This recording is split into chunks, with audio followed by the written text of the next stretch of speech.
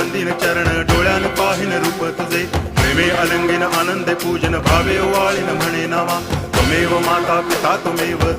बंधुश्च सखा त्वमेव विद्या द्रविणं त्वमेव सर्वं मम देव कायेन वाचा मनसेन्द्रियैर्वा बुद्ध्यात्मना वा प्रकृति स्वभावात् करोमि यद्यत् सकलं परस्मै नारायणायति समर्पयामि अच्युतं केशवं रामनारायणं कृष्णदामोदरं वासुदेवं हरि गिरिधरं माधवं गोपिकावल्लभं जानकीनायकं रामचन्द्रं भजे हरे राम